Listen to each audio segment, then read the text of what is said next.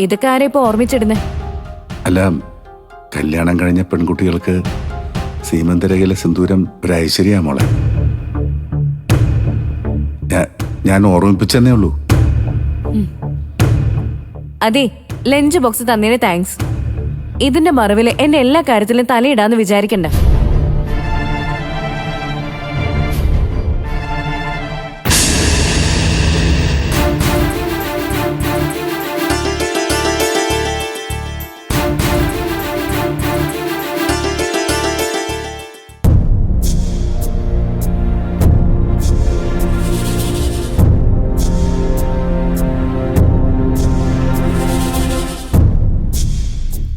അമ്മേ, മോളിപ്പോ നല്ല ഉറക്കത്തില്ല.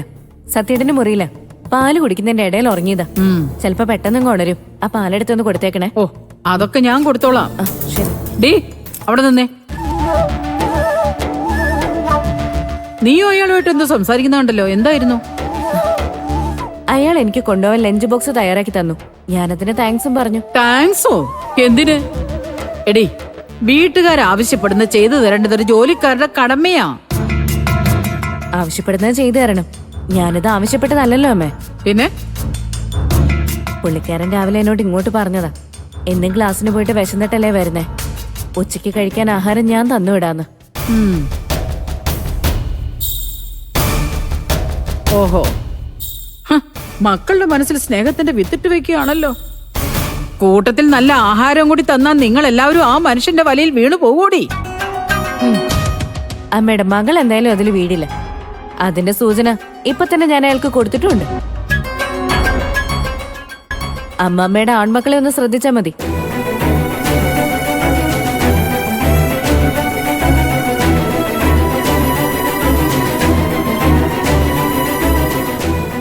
ഇല്ലടി, അയാളുടെ കൈപുണ്യത്തില് എന്റെ മക്കളാരും വീടില്ല. അയാളുടെ സ്നേഹവിരുന്ന് അയാളെ തന്നെ ഇന്ന് തിരിഞ്ഞു കൊത്തിയിരിക്കും.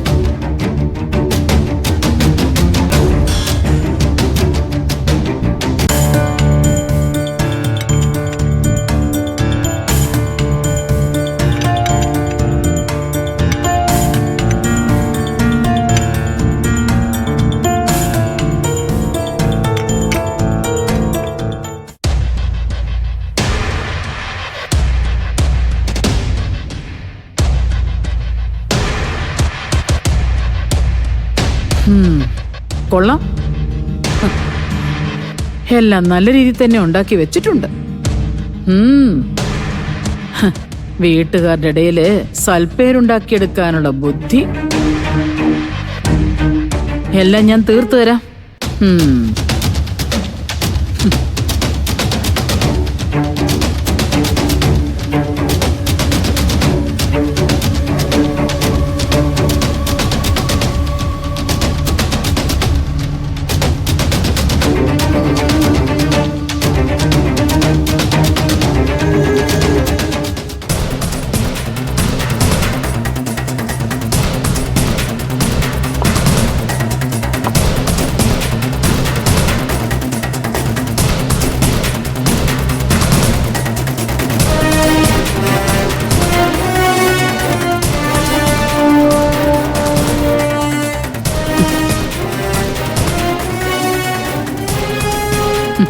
തിന്നട്ടെ, വയറ് നിറയെ കഴിക്കട്ടെ.